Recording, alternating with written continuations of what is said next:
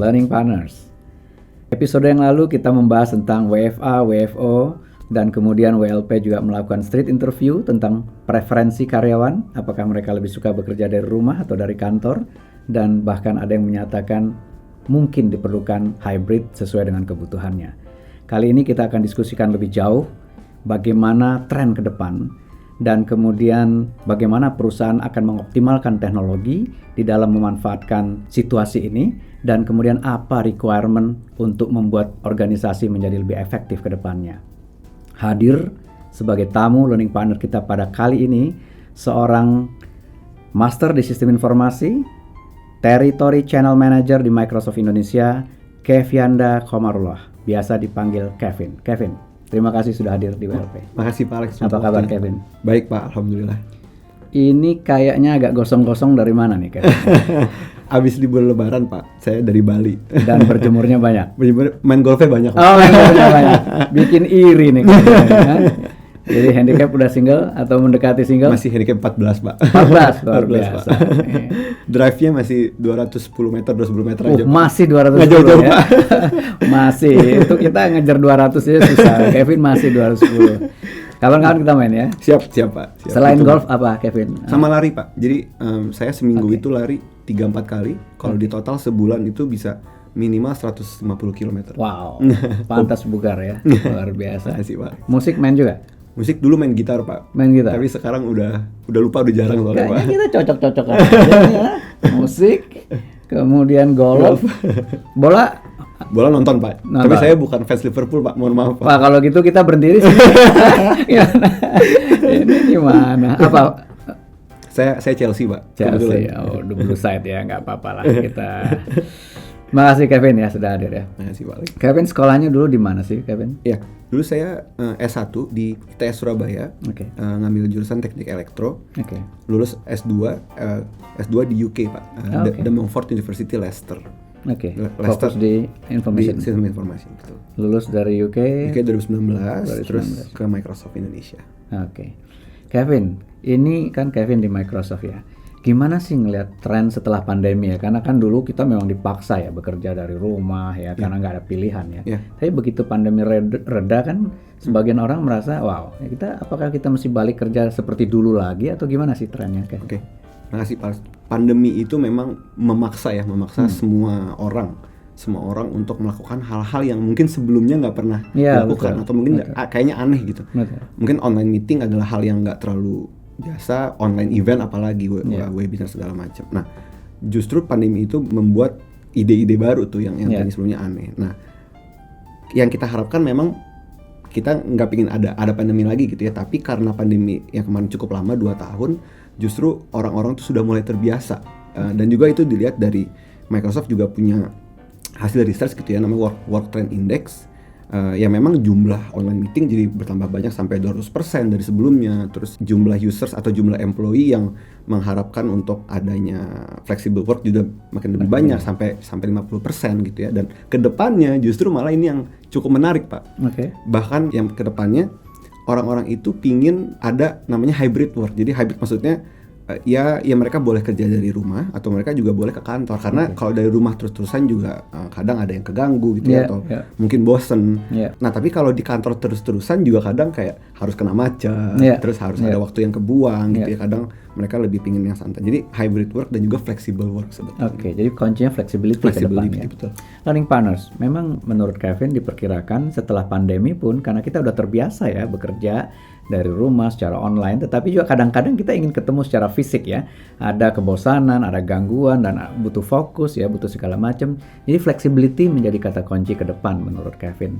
Kevin, kalau bekerja secara fleksibel begitu, bagaimana organisasi bisa memastikan produktivitas, efektivitas employee itu bisa tetap di-maintain dan diukur, di-improve dari waktu ke waktu gimana? Ya, nah kalau tadi kata kuncinya dari kata kunci flexibility gitu ya, kalau di sini dari kata kuncinya kolaborasi. Jadi kalau menurut Microsoft untuk melakukan hybrid work atau remote work full maupun hybrid harus ada kolaborasi yang kuat. Kolaborasi adalah ya pasti satu pekerjaan dilakukan oleh banyak stakeholders, banyak orang, dan juga harus ada kolaborasi yang kuat gitu ya. Dan juga harus menggunakan tools yang sesuai. Oke. Jadi sebetulnya kalau kerja fleksibel itu bukan malah makin individual ya, makin dibutuhkan kolaborasi. Ya? Betul. Jadi memang agak kontras gitu ya, justru. Paradoks ya. Paradoks betul. Jadi kolaborasi makin kuat, tetapi harus ada tools yang bisa membantu melakukan kolaborasi yang secara online, secara virtual collaborations lah. Gitu. Justru dengan virtual collaborations ini akan semakin mudah. Kenapa? Karena waktu yang dibutuhkan jadi semakin sempit. Kita di mana-mana online, bisa di mana-mana ada koneksi internet gitu ya pasti. Jadi kita bisa menyelesaikan, bisa melakukan kerjaan itu di mana saja dan kapan saja. Jadi kalau misalnya company sudah terbiasa melakukan collaborative work itu ya, mereka akan lebih mudah sebetulnya masuk ke dalam sistem yang fleksibel seperti itu. Exactly, betul Pak.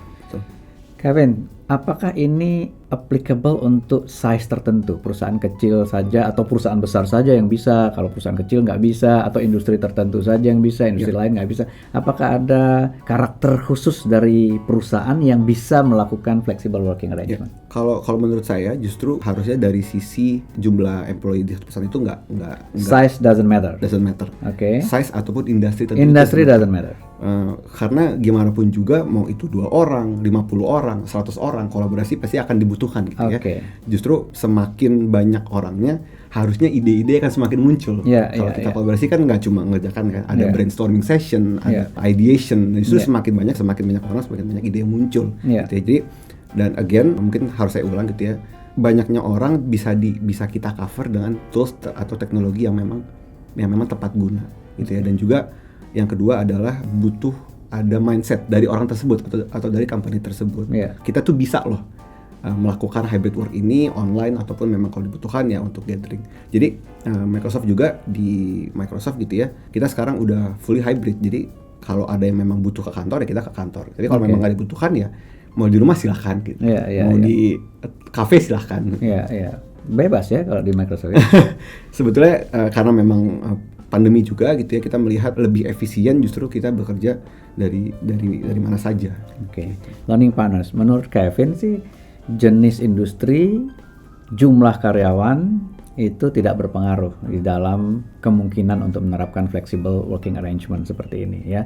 Yang penting mereka terbiasa dan memang didorong untuk lebih berkolaborasi. Semakin banyak karyawan justru semakin kaya ide dan potensi untuk kolaborasinya. Kevin, kalau kita bicara requirement ya, tadi salah satu yang Kevin sudah sebut sebetulnya tools ya, tools untuk kolaborasi. Sebetulnya kalau kita bicara requirement perusahaan atau organisasi mau menerapkan flexible working arrangement ini selain tools apa lagi ya?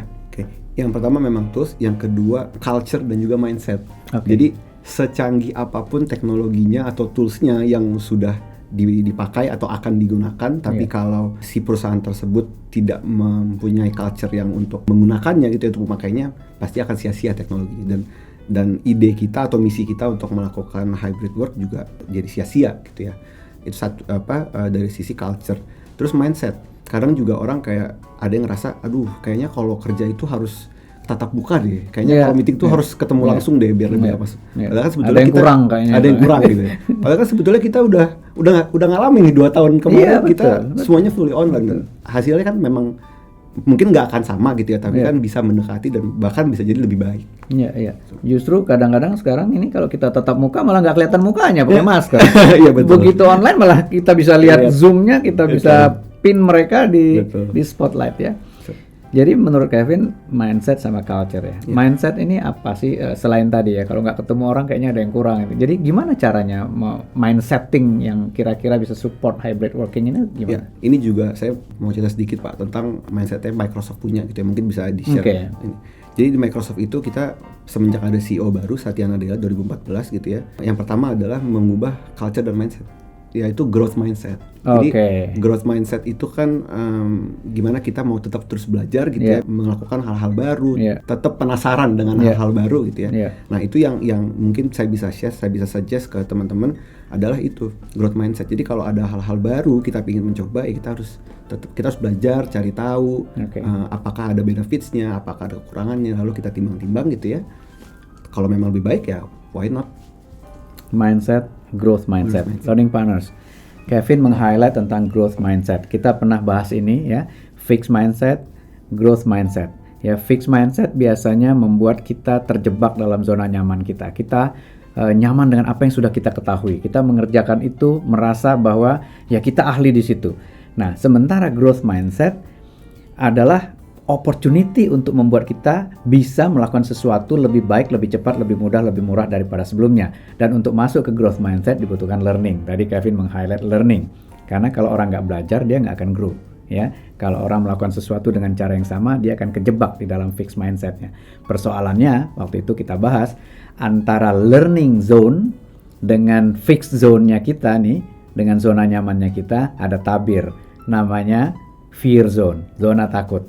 Nah, kalau orang tidak menembus zona takutnya, dia nggak akan masuk ke learning zone-nya. Dan kalau dia nggak masuk ke learning zone, dia nggak masuk ke growth zone-nya dia.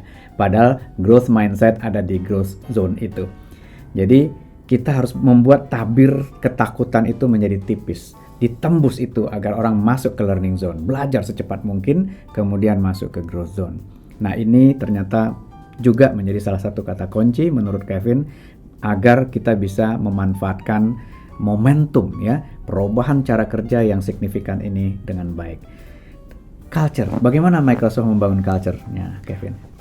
Ini juga Pak, dulu sebelum Satya Nadella gitu ya, culture kita itu mungkin bukan culture yang open, tertutup lah Pak. Oke. Yang saya tahu karena saya belum di Microsoft gitu ya tahun itu, kita itu employee-nya harus pakai Microsoft, device-nya, software-nya, semuanya gitu ya. Eksklusif sekali gitu ya. Pokoknya eksklusif ya?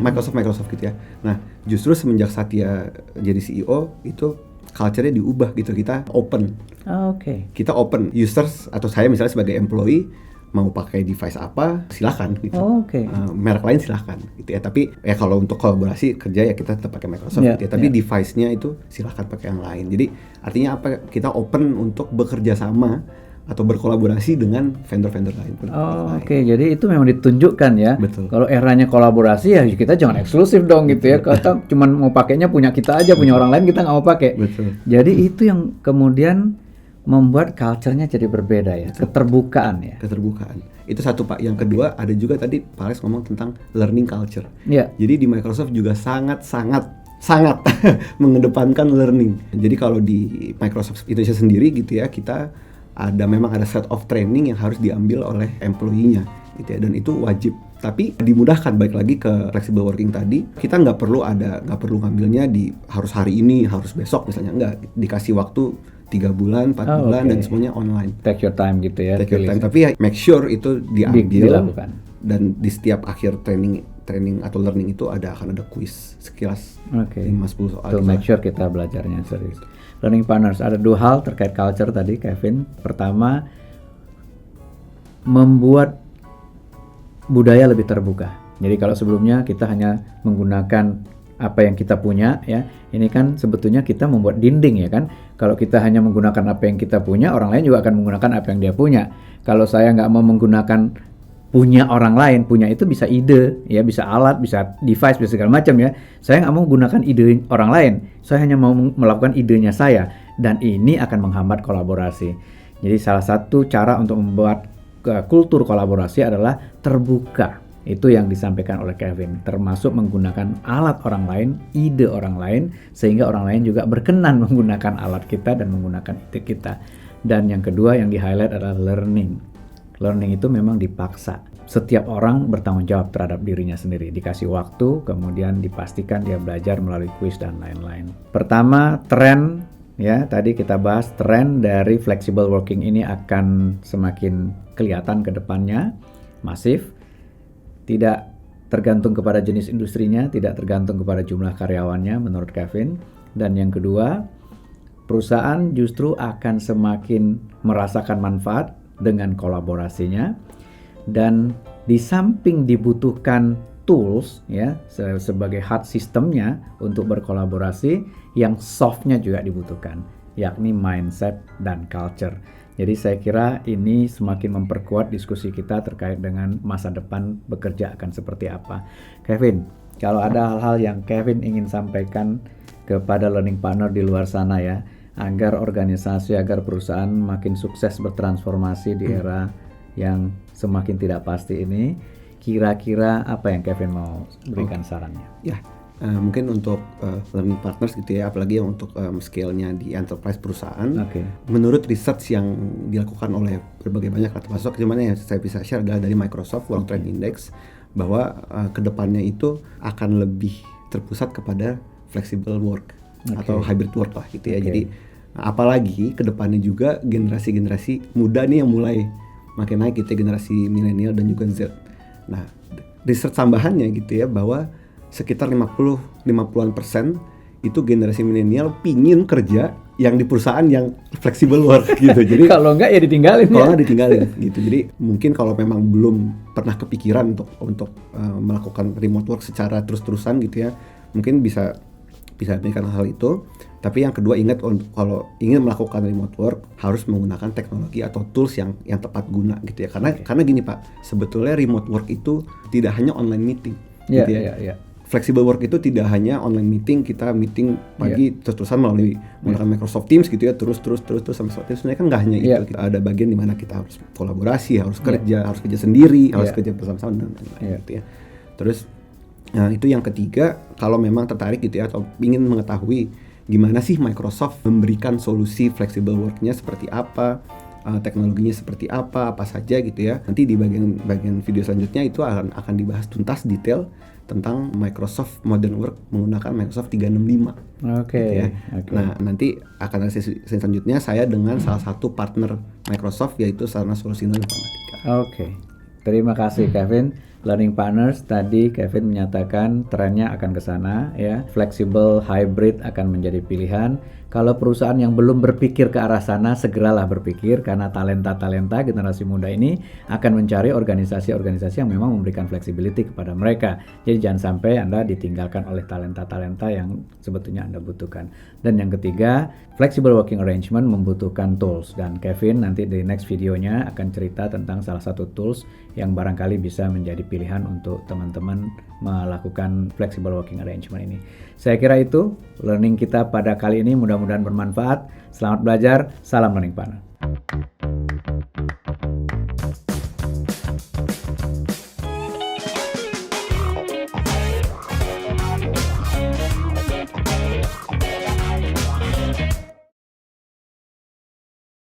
Learning partner kita kali ini Alfianda Komarullah yang biasa dipanggil Alvin. Namanya salah Pak. Panggilannya Kevin. Sorry. Territory Channel Manager di Microsoft Indonesia. Namanya Kevianda Komarullah. Ini saya terasosiasi dengan Alvin nih. Kevianda Komarullah. Ulang lagi.